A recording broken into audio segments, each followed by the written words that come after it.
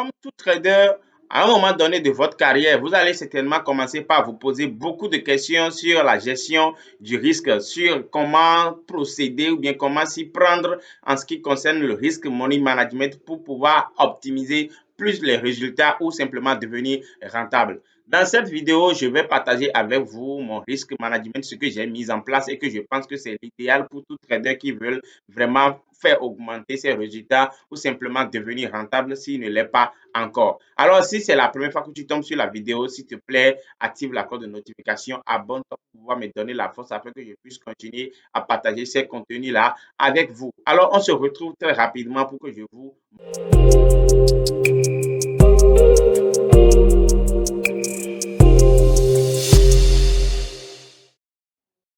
Alors, les amis, la première des choses qu'il faut vraiment connaître, qu'il faut vraiment savoir en ce qui concerne un risque money management, c'est que c'est l'ensemble des règles qui vont vraiment vous aider au cas où les choses ne se passent pas bien sur les marchés.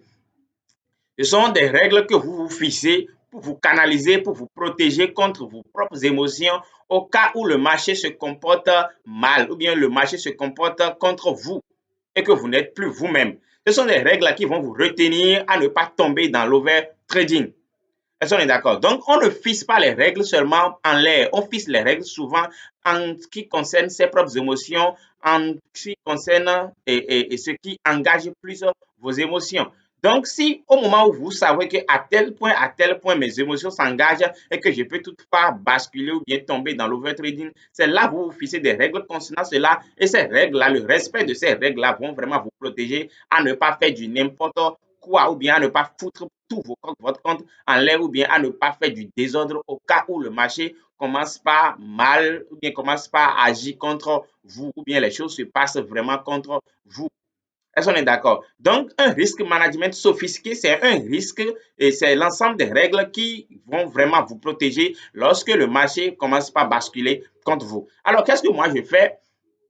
Nécessairement, moi, qu'est-ce que je fais? Je vois que lorsque je monte sur un marché le matin, je prends une position qui se passe mal, je prends une perte et que au moment où je fais encore une deuxième perte, je vois que je ne suis plus moi-même, alors je me protège et je ne prends plus de position. Alors ma règle, ou bien mes règles en ce qui concerne le risque money management se basent sur le fait que je ne dois pas, je n'ai pas ce droit. C'est une obligation pour moi, c'est vraiment interdit pour moi de prendre combien? De prendre plus de deux positions dans une journée.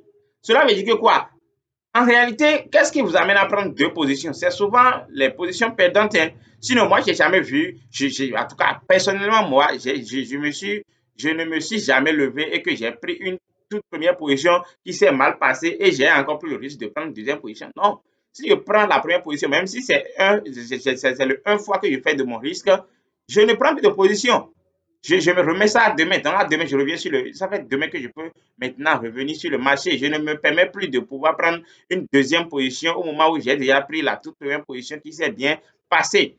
Mais qu'est-ce qui amène une deuxième position? Lorsque je prends la toute première fois, la toute première position de la journée et que ça se passe mal, c'est en ce moment que je me dis maintenant qu'il faut vraiment prendre une deuxième position. Et si jamais cette deuxième position se passe mal, alors les règles de mon risque money management interviennent directement pour dire que bon, mon frère, c'est bon comme ça, il faut revenir demain. Sinon, en voulant encore prendre une troisième, c'est quand tu vas prendre encore une quatrième, cinquième, ainsi de suite, et tu peux perdre beaucoup d'argent sur cette même journée. Alors que le risque management va venir te protéger et te dire, bon, vas-y, c'est bien, tiens-toi, va te reposer demain. Quand tu vas revenir, les choses ne seront plus la même, les choses vont changer. Et c'est ce qui aide vraiment. En réalité, ces risques, ces pertes-là ne durent pas sur le marché. Ce n'est pas parce que le marché s'est comporté mal aujourd'hui que le marché va se comporter mal demain, non. Et ce que font beaucoup de traders débutants, c'est qu'ils gagnent beaucoup d'argent, mais sur une seule journée, ils perdent tous leurs profits qu'ils ont eu à faire pendant des mois même parce qu'ils veulent toutefois rattraper les pertes ou bien ils veulent toutefois corriger ce qu'ils ont eu, bien les pertes que le marché les a infligées ce jour-là. Est-ce qu'on est d'accord? Donc, si vous voulez vraiment commencer par faire choses là, commencer par obtenir des règles ou bien un risque money management vraiment ultra efficace Donc, il va falloir ériger des règles, bien rédiger des règles qui vont protéger votre émotion ou votre état d'esprit au cas où les choses ne se passent pas bien.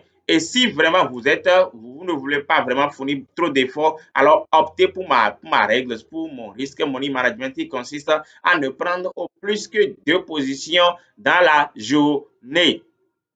Est-ce qu'on est d'accord? Maintenant, le deuxième point qui concerne maintenant combien il faut savoir risquer, je vais simplement dire que chacun risque ce qu'il a le pouvoir de pouvoir perdre. Si tu as que toi, tu perds 50 dollars et que ça ne t'affecte pas, alors c'est bien, tu perds 50 dollars. C'est pas parce que tu as un capital, un gros capital, qu'il faut vraiment risquer trop.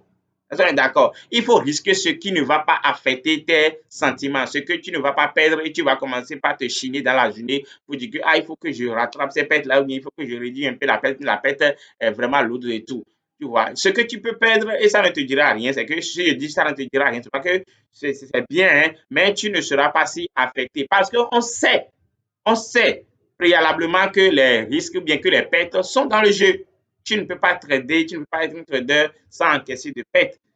Les pertes font partie du jeu. Mais il faut savoir gérer ces pertes-là pour que ces pertes-là ne créent pas un problème, ne te créent pas des soucis dans la journée. Est-ce qu'on est d'accord? Donc, je pense que c'est une très courte vidéo qui va vraiment vous aider à pouvoir vraiment commencer par optimiser beaucoup plus de résultats. Je sais que si vous allez commencer par pratiquer ce conseil que je viens de vous donner, vous allez vraiment améliorer beaucoup de choses sur votre trading. Les amis, on se retrouve pour une nouvelle vidéo très bientôt. S'il te plaît, abonne-toi, active la cloche de notification, c'est très important.